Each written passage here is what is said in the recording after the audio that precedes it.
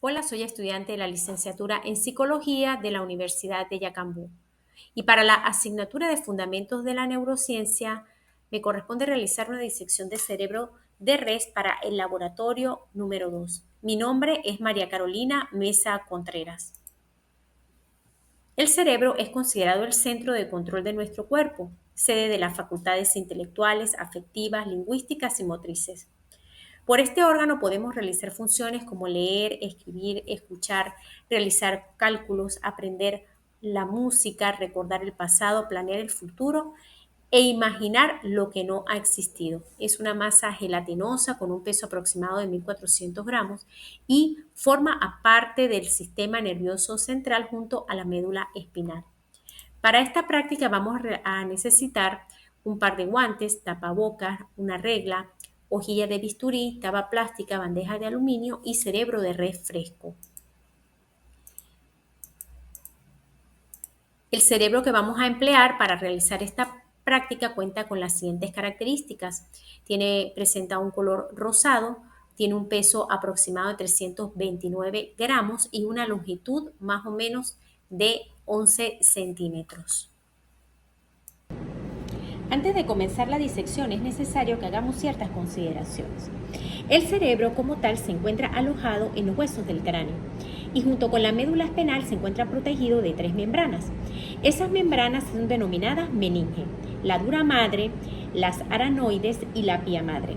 En este cerebro solamente podemos observar la pía madre, que es una membrana muy fina y transparente de tejido conectivo que está íntimamente adherido al sistema nervioso central.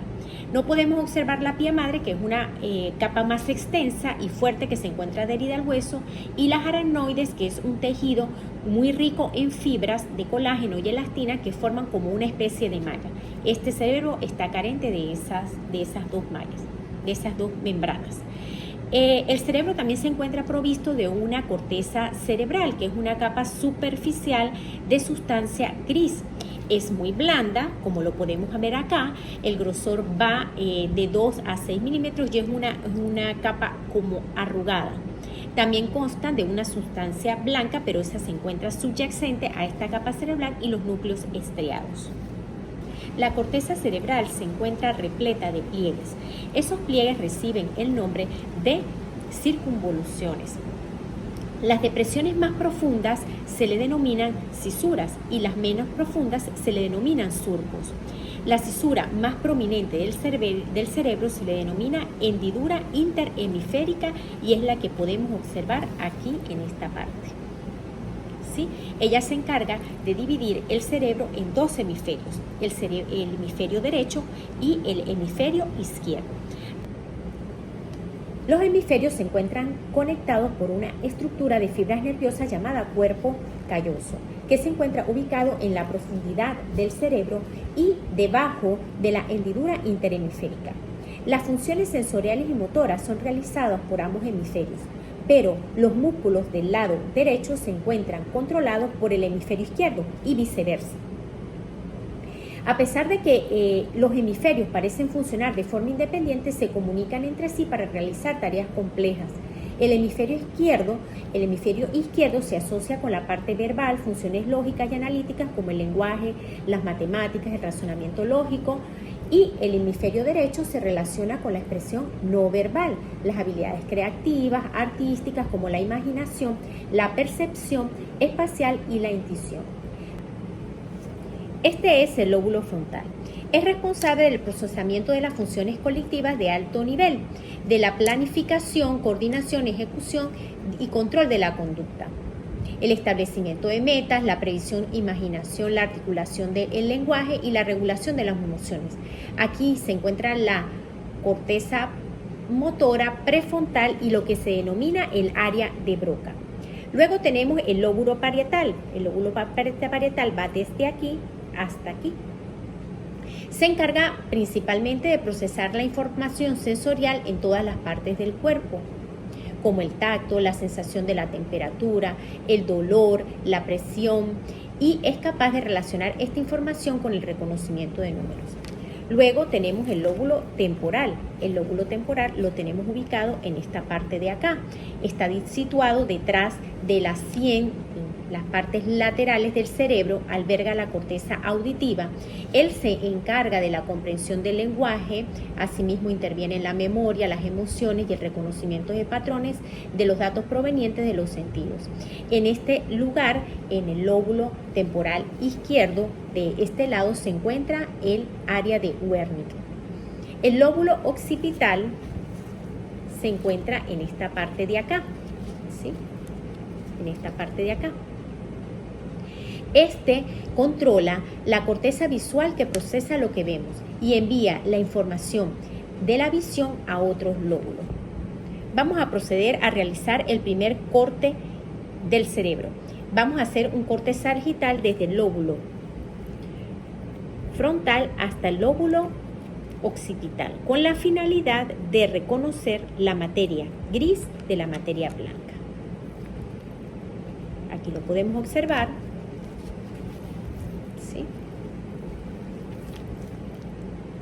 Aquí podemos observar la presencia de la materia gris y la presencia de la materia blanca, así como de la corteza cerebral, como ya lo hemos conversado, que está repleta de circunvoluciones.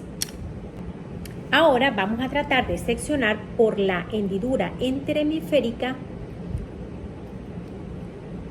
ambos hemisferios, con la finalidad de observar las estructuras que se encuentran dentro de ella.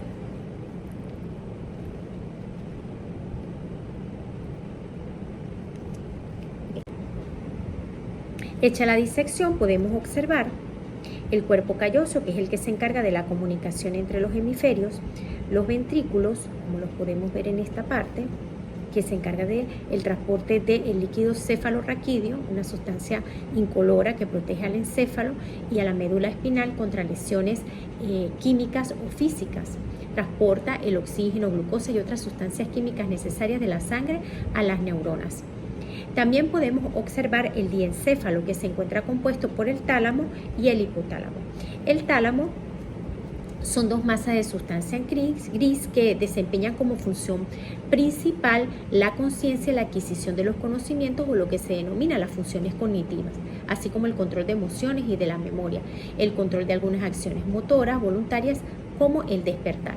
El hipotálamo se encuentra por debajo del tálamo, en la parte inferior, y sus funciones vitales son el sueño, el hambre, la saciedad, la sed, la temperatura corporal. Junto con la glándula pituitaria, controla el sistema hormonal y nervioso, y con el sistema límbico regula comportamientos como la ira, la agresividad, el placer, el dolor y la excitación sexual.